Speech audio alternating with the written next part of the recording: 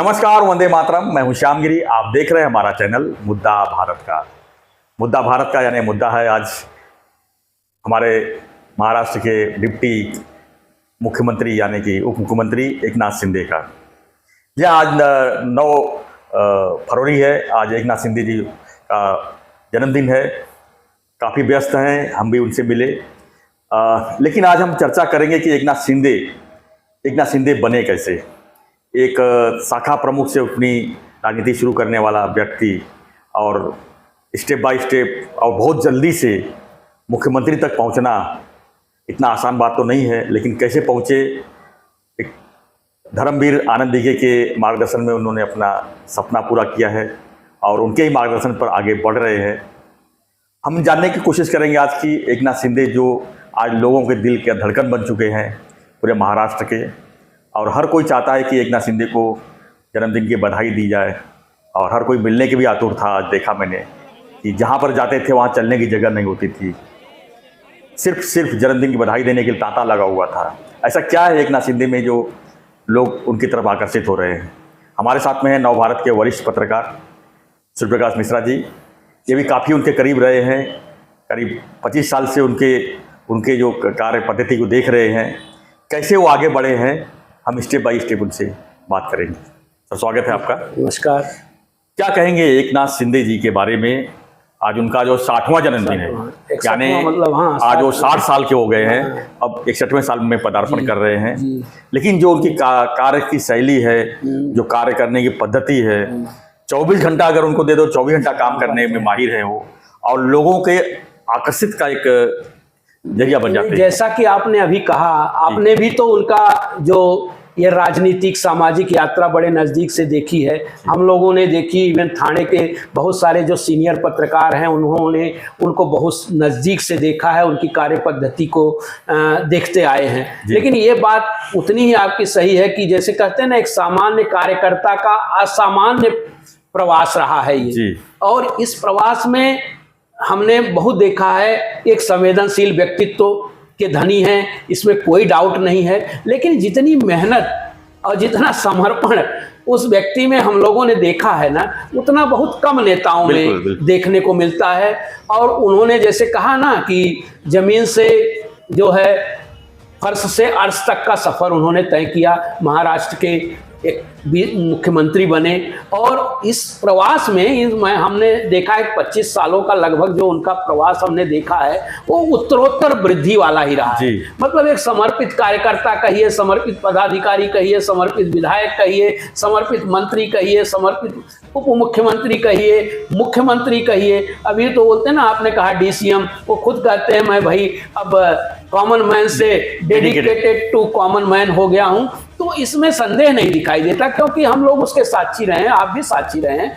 लेकिन उनका जो ये प्रवास रहा है बहुत कठिन रहा है। जैसे लोगों को लगता है, आप देख रहे होंगे, वो व्यक्ति रात को 2-3 बजे तक, पिछली रात को अग्रिम बधाई देने उनको भीड़ लगी थी। उसके बाद फिर सवेरे से शाम तक कार्यक्रम पे कार्यक्रम लगे हैं। उनका कहना है कि इन्हीं लोगों से मुझे ऊर्जा मिलती है। वहाँ वर्षा में थे मुख्यमंत्री के रूप में, तो वर्षा के दरवाजे पहली बार इतने लोगों के लिए खुले। मतलब महाराष्ट्र का कोई भी कार्यकर्ता हो या महिला हो, पुरुष हो, वृद्ध हो, या किसी भी तकलीफ में आया तो मिलता था। हाँ, इंतजार करना पड़ता था, मुझे लगता है 2-2, 3-3 घंटे लोग इंतजार करते हैं, 4-4 घंटे, लेकिन मिलते थे सबसे। उनकी एक खासियत रही है कि हमेशा वो लोगों के बीच में ही रहे। आपने भी देखा, सवेरे से हम लोग भी फॉलो कर रहे थे दिन भर पूरे। अब तो देखिए वो औरा बढ़ा है, बाकी चीज पूरे महाराष्ट्र में कार्य क्षेत्र बढ़ा है। इवन वो जब यहाँ जिला प्रमुख थे तो वो बोलते हैं ना, आनंद दीघे जी की जो छाया नजर आती है, तो उसमें संदेह नहीं कि आनंद दीघे की पूरी छाया न। आनंद दीघे जी के यहाँ भी टेम्बी नाका पे रात 12-1 बजे तक भीड़ लगी रहती थी, कार्यकर्ता आते थे। उसी तरह का ये माहौल इनके समय में भी दिखाई देता है। हालांकि अब शासन प्रशासन का एक अलग कार्यक्रम होता है, उसमें भी वो सब कहे ना कि उसमें ज्यादा समय देना पड़ता है, उसकी फाइलें हैं, वो काम है, पूरे राज्य का काम है। लेकिन फिर भी वो थाने जिले में या थाने के कार्यकर्ताओं में वो जितनी तेजी से, और उनको लगता है बोले भाई, अभी वो लोगों के भाई के रूप में कि भाई मिलेंगे, अपने को लाडला भाई भले लाडला भाऊ समझते हैं, लेकिन लोगों के यहाँ के थाने जिले के लोगों के लिए वो भाई हैं। और आपने देखा होगा कि छोटे बच्चे हो, अपंग हो, वृद्ध हो, महिला हो, सब उनसे मिलने के लिए लालायित। और ऐसा नहीं है कि चेहरे पर थोड़ी सिकन भी इतनी दिखाई नहीं देती, थकावट नहीं दिखाई देती। ये ऊर्जा उनको इन्हीं लोगों से या तो मिलती है, कुछ शक्तियां होती हैं लोगों में, दैवी शक्तियां कुछ होती हैं। हमें यही लगता है कि कुछ न कुछ ऐसी ऊर्जा तो उनके पास है ही है। वो बोलते हैं मैं लोगों से ही ऊर्जा लेता हूं, चारों तरफ लोग मेरे रहते हैं तो मुझे ऊर्जा मिलती है, काम करने में ऊर्जा मिलती है, लोगों को आए तो उनको संतुष्ट करने में ऊर्जा मिलती है। लेकिन ये बहुत कम देखने में आता है जिस तरीके की उनकी ऊर्जा है। ये बहुत काबिले गौर है। बोलते हैं ना 60 साल की उम्र में भी और आगे बहुत कुछ उनको करना है, वो लगता भी है, उनका अलग विजन है।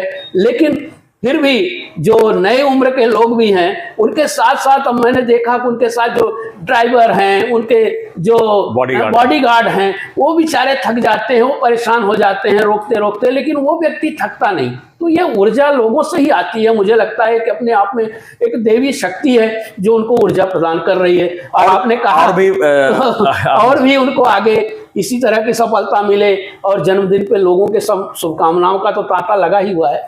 हमने और भी मुख्यमंत्री देखे हैं, अपने महाराष्ट्र के भी देखे हैं और भी प्रदेश के मुख्यमंत्री हैं।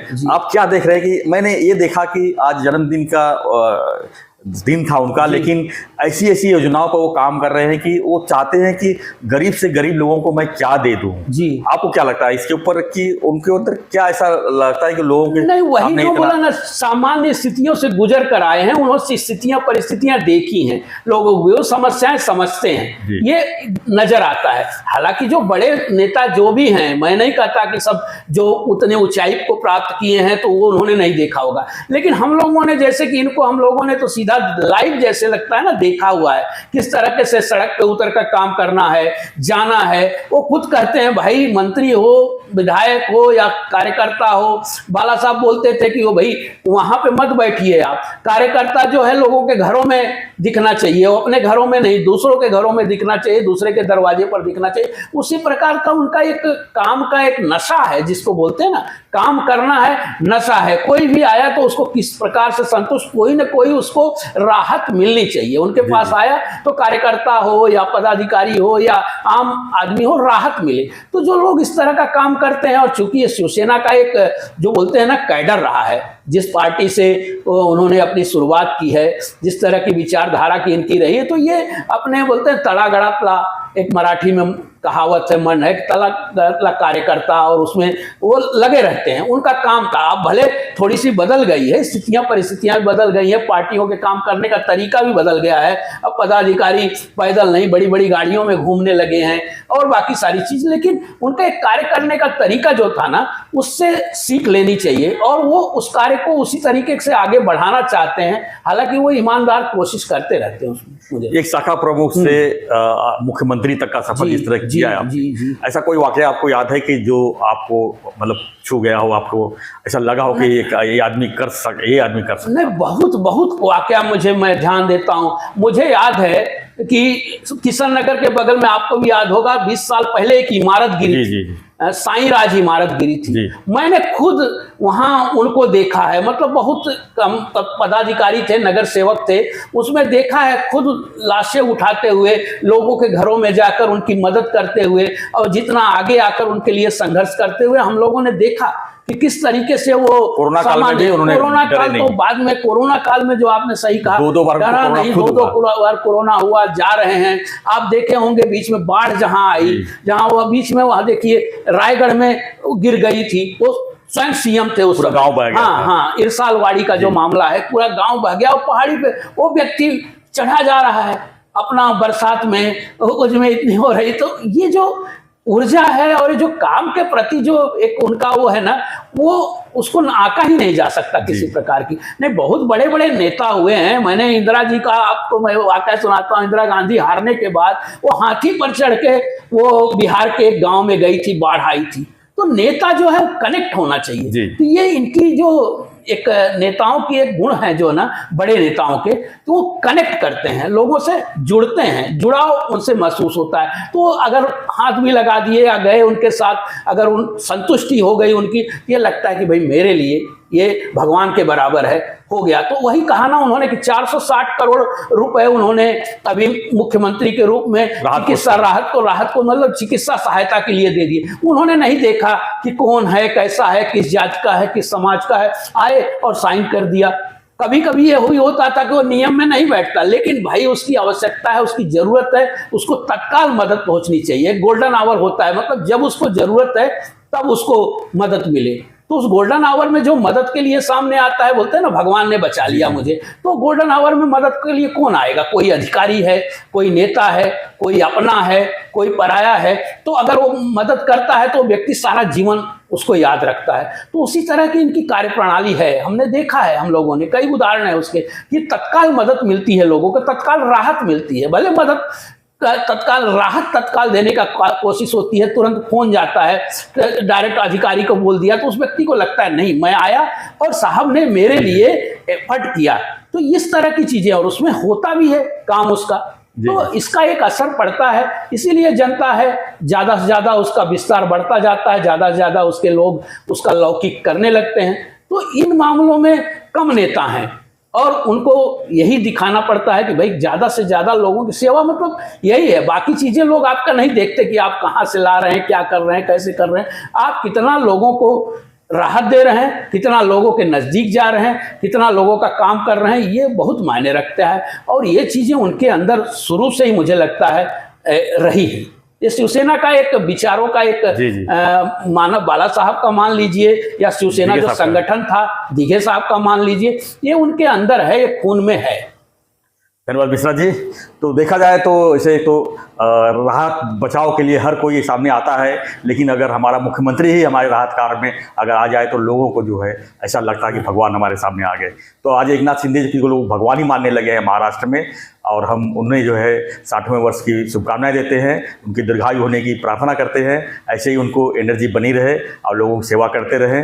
उनको जो आज उप मुख्यमंत्री हैं, मुख्यमंत्री से उप मुख्यमंत्री बने, फिर मुख्यमंत्री बने, आगे प्रधानमंत्री बने, ये हम शुभकामनाएं देते हैं और हम यही विदा लेते हैं। आप भी अपनी प्रतिक्रिया दीजिए, आप भी अपनी शुभेच्छा दीजिए और बने रहिए हमारे साथ, देखते रहिए हमारा चैनल मुद्दा भारत का।